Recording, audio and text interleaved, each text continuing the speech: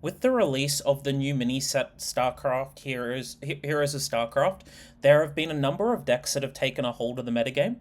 In this video, we'll be looking at the different ways that you can play the hero cards and the most powerful versions of them that have come out. So in this video, you'll see gameplay from Druid, you'll see gameplay from Hunter, you'll see gameplay from Warlock, and you'll see gameplay from Shaman.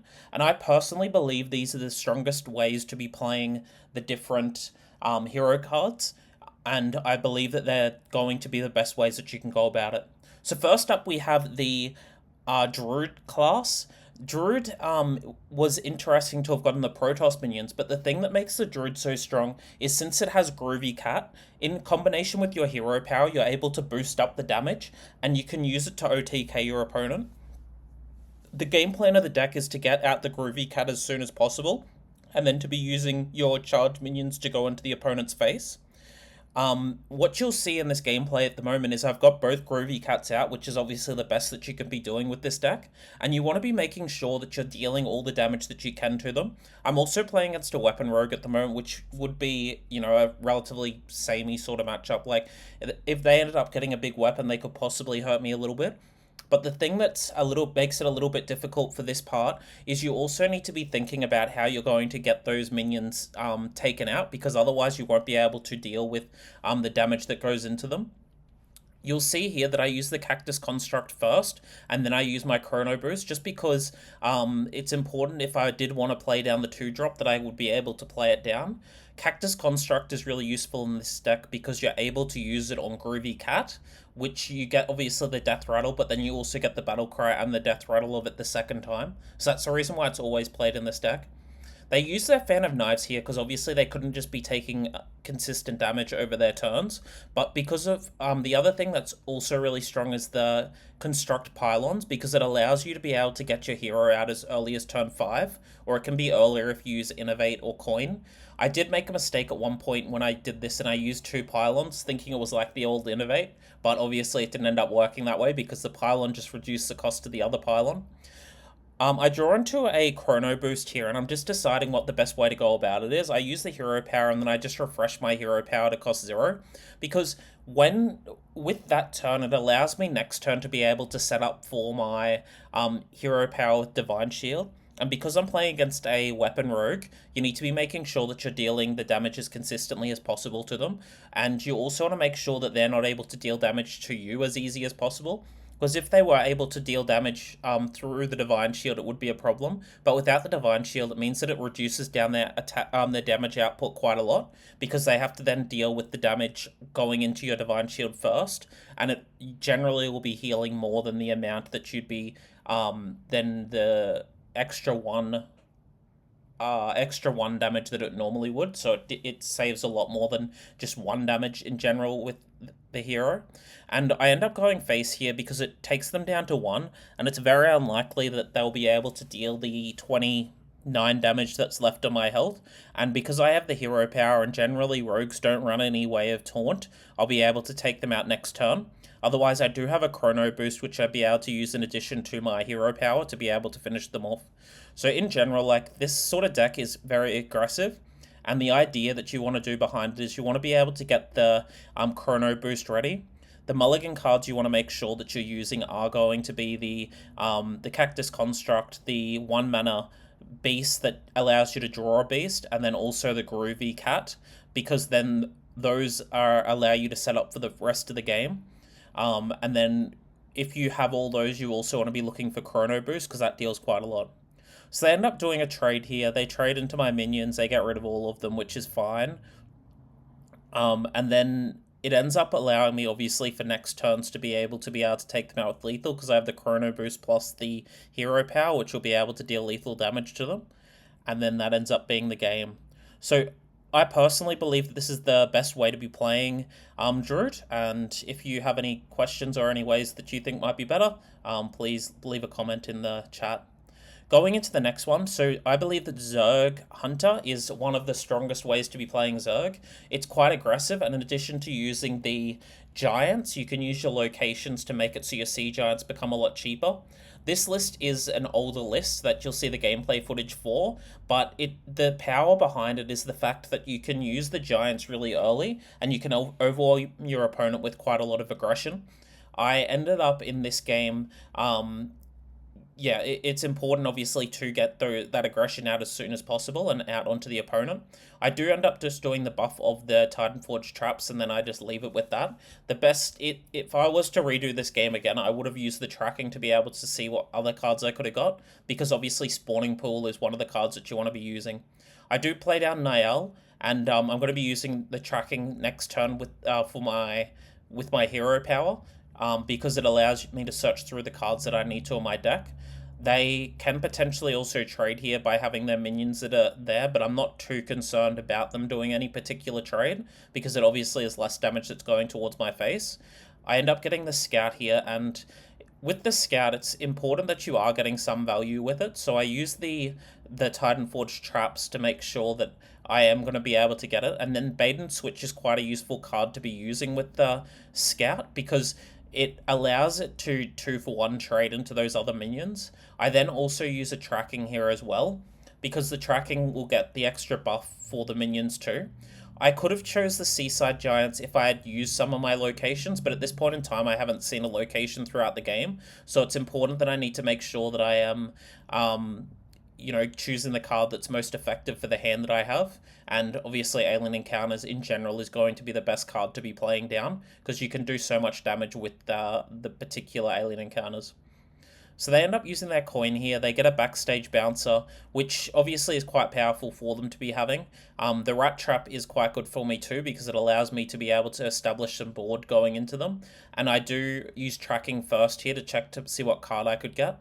The bird watching does allow me to get my Alien Encounters online. It obviously reduces down the cost that's there for it as well. I do use a tracking here, so if I was to choose this sort of play again, I would potentially go with the other style, in which I choose instead of choosing the bird watching, I choose the worm to be able to get out more of my Zerg minions. I trade my 7/6 into the Backstage Bouncers, and it obviously just ends my turn from there. I'm just deciding whether to play the other Alien Encounters, but it is important to make sure that you are dealing with them that's there. So the reason why I think this deck is one of the strongest ways to be playing Zerg is because Zerg is already a swarming archetype, and a lot of the Hunter playstyle is to try and swarm your opponent with extended aggression onto them. And you do want to make sure that you are, getting the hero does mean that you can get those minions out. And with the bird watching as well, it does buff up your Zergs, your Zerglings, to make them even bigger to deal with your opponent's board. The hero power that you get is really strong to be using into your opponent too. And obviously, sometimes Evolution Chamber is somewhat decent, but in general, I probably wouldn't be running the Evolution Chamber, because it's essentially a win more card of sorts. It does allow you to get, like, I've got a decent board here, but if I didn't have these sorts of minions here, it probably wouldn't have been the best sort of play to be doing. And yeah, so I personally am not the biggest fan of it, just because of the fact that you can play around it quite easily.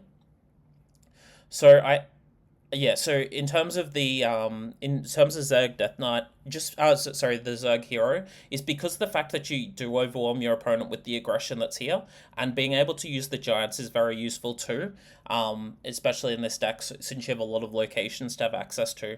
The Parrot Sanctuary combo is really good too. The next archetype we're looking at is the Zerg Warlock.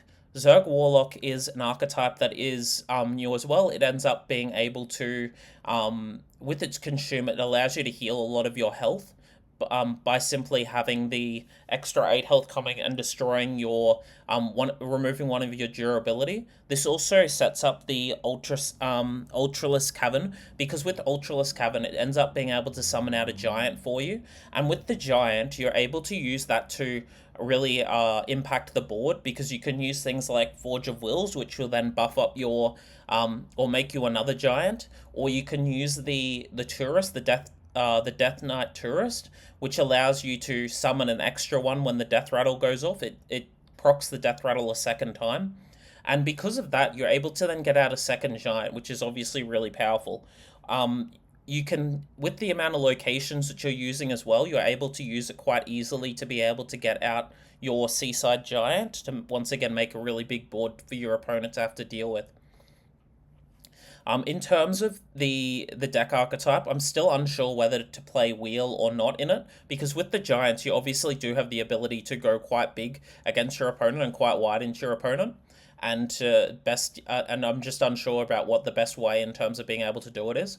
In this situation here, I used to be doing worm, but I've found that using the cavern is in general better because it allows you to set up even better. It applies pressure to your opponent, and it means that you're getting that cavern online a lot earlier.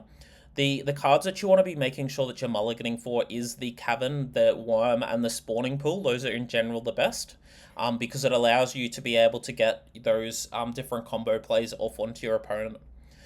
The consume obviously can mean get your giant out earlier, and the earlier you get the giants out, the more likely you are to win the game.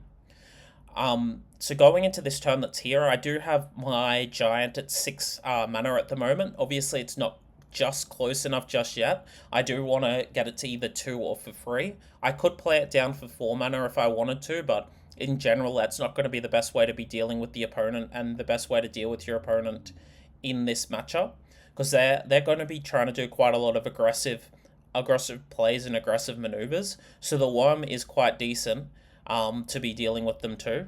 They end up getting a groovy cat from the cactus construct, which is in general one of the best ways to be playing it.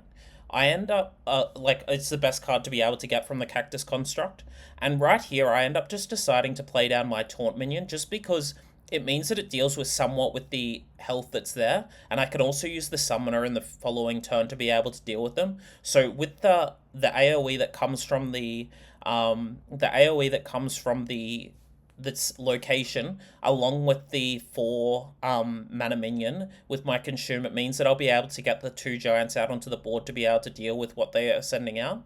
They end up trading all their minions, obviously, because there's no other way to deal with it. And then this turn, I'm going to be using the spawning pool. I play down the summoner, and then I use my consume, so it gets the extra 2 minions out of the deck. I mean, out of the pool because of its death rattle. And I'm just deciding whether to use the spawning pool now, but it's obviously not worthwhile because my giant still is what costs 4, not 2. If it cost 2, I would have used the spawning pool there to be able to activate it and to get the giants online. The thing that you'll see here with the Druid deck is the fact that they were able to get turn 5 hero, which is really powerful to be trying to deal with. I end up drawing into my worm here, and I use the worm straight away because it's quite likely I could get another one of the caverns, or other cards that are useful too. Because I got the spawning pool as well, I'm able to get the giant down for free this turn if I would like to, and it means that I can trade using my Zerglings into the opponent as well. So I end up using the hero power, and I'm just deciding whether to play the giant down or to get the spawning pool ready. I'm pretty sure, opting to use the spawning pool so I can do some trades first. And I'm just right now thinking about the amount of damage as well that I can deal to them. I do end up using the spawning pool here. I play the giant down for free, and then I use the 2 sets of Zerglings to trade into the 3/4s. I use another Zergling to trade into a 3/4, and then after that, I'm going to play down another set of Zerglings because it means that they can't just leave a Divine Shield up and make it so, or sorry, a 4/6. And then they can't just leave a Divine Shield up against me. Like, it probably would have been a better play playing down the Zergling in that situation, but I was also thinking about if they could OTK me using the amount of damage that they've got sitting from their hero power. They end up using the Blossom here, which allows them to draw some more cards. I am sitting in quite a strong position because of the fact that I do have Kerrigan too, which would be able to use, I can use the AoE to be able to deal with their minions, but also I'm currently sitting with 28 damage on board, so it is currently sitting with lethal with Kerrigan. They're obviously trying to decide how best to get around my taunt minion, which is going to be quite difficult for them simply because they're down to 3 mana, and I do obviously have the large giants out to deal with the opponent. With the thought that they're probably going through. They're probably thinking about how they can obviously survive, but they're probably planning in terms of how they can deal with my at least one of my giants. Without them having used mind control tech, it means that they are sitting in a lot more of a difficult position. But with since they probably wouldn't have been able to play the mind control tech down either because of the fact that I had the taunt. If I hadn't have had the taunt, they would have been able to use mind control tech onto one of the big giants, and then they could have traded into another giant, which would have left me with not enough health, not enough damage on board to be able to deal with them. They end up using the dormant card, and I don't think that that was really correct, dormanting a minion with rush, because it allows me to be able to set up the following turn for them. I'm also right now deciding how I'm going to best play Kerrigan, because at the moment I'm only going to be able to get one out of the pool with it. That's the reason why I do an unfavorable trade like that, and I just go face into the opponent, because it allows me to set up for the future turn against them. And it means that I'm getting a little bit more value coming out of the hand, because if I need to be able to use the Ravage ability, it's obviously dealing more damage doing it that way as well. Because they may end up being able to clear my board, or they could use Bob as well, which is a thought that I had behind when I did that particular play.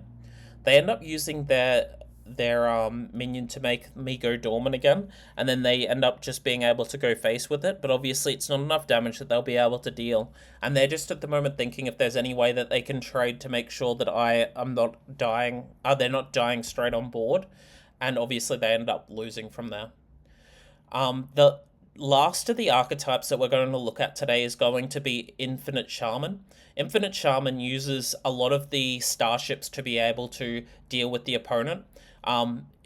In most games, you don't actually need to do the infinite combo, but the way that it's used is you use Fizzle, and then you use Triangulate to... I use Fizzle first, you use Triangulate to get the extra, the other Fizzle snapshots into your deck, so you can get the extra 3 put into your deck, and then you're able to keep using that particular combo over and over.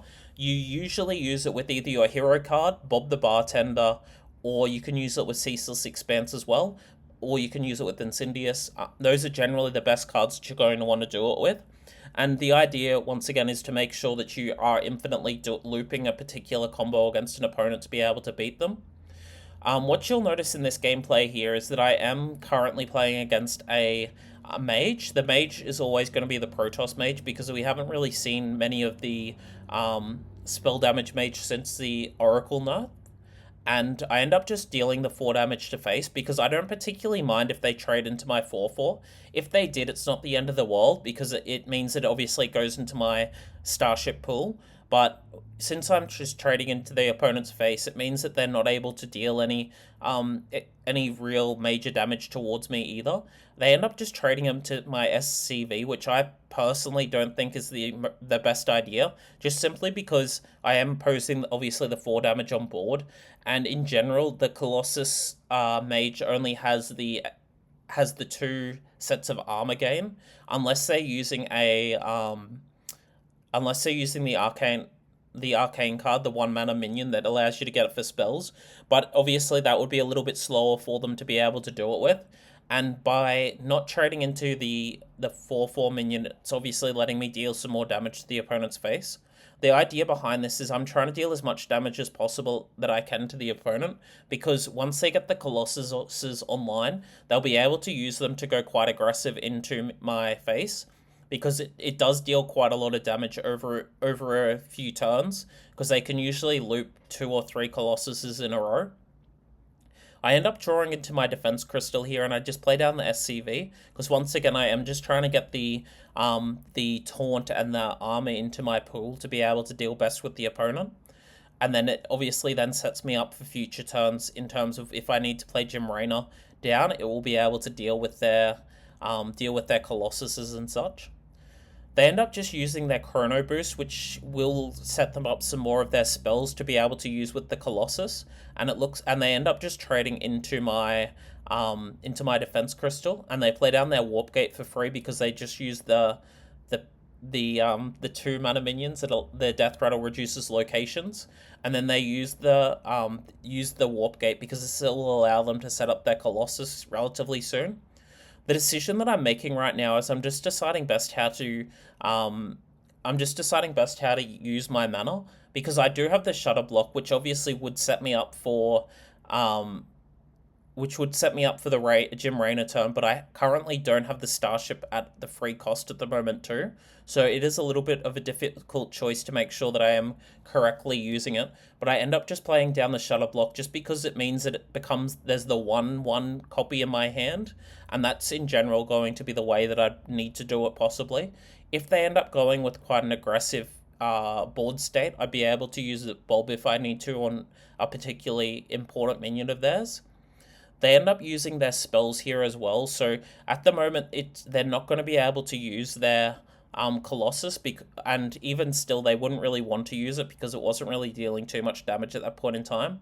But they end up using a few proton cannons and a few other spells of theirs to be able to deal some more damage to me, but also increase the pool for the future turn. And right now, I'm just deciding whether to use the cutter, because with the cutter, I'm obviously using the shutter block turn, but it means that I am able to set up and draw some more cards from my deck. And it allows me then also to set up for the next turn of using my Jim Raynor in addition to using the mini shutter block. So I was also considering Bob the Bartender, but Jim Raynor currently doesn't have anything in the pool as well, so I can't use that. So I end up just opting to put down my Cutlass Cutter, and I draw the 3 cards obviously coming from it, so it does give a decent buff to be having. I then put Triangulate onto the Cutlass Cutter. It allows me to draw another Cutlass Cutter, and I use the pop-up book as well onto the opponent. And then with that, it allows me to use my Starship to be able to clear the opponent's board. And then I end up just stopping on that. With the Divine Shield and the Wind Fury and the Reborn, it allows me to apply pressure to my opponent, in which they'll need to use the Colossus to be able to deal with the board that I have.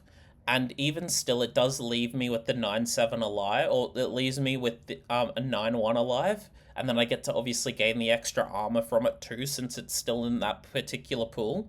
They do use the card that's similar to Youthful Bruin Master to get their Colossus back in their hand, but they still haven't used many of their particular buffs. They haven't used the Protoss cannon enough times. They've only used the 2, not 3, which means that next turn they won't be able to use their Colossus possibly. But what I'm currently playing around is the assumption that they will have access to their Colossus, because I don't think that I've seen the extra random card from them. So they could possibly use construct pylons, or they could use something else to be able to get the second Colossus out. So at the moment, I'm just deciding what the best way to get my minions out to be able to deal with their board, but also allow me to win if they do end up Colossusing my Starships. So the way that I go about it is I play down the mini shutter block, and then I get the Starships out. It does deal a little bit of damage to my opponent, and I'm just hoping that I end up getting a few Divine Shields and Reborns to be able to deal with the possibility of them using using the Colossus on them. It obviously would get me more armor, but it would then allow me to have a few Reborn minions still coming alive against them. But at this point in time, when they do play the Glyph, I do notice that they don't have a particular play, and that's obviously going to end up being a game against them, because I have the 3 Wind Fury minions against them, and the only way they could end up winning is with a freeze card, which they obviously don't end up playing into me. So if you've enjoyed this content, please continue to like and subscribe. If you think there's any other decks that are really good, please add them to the comments, and bye for now.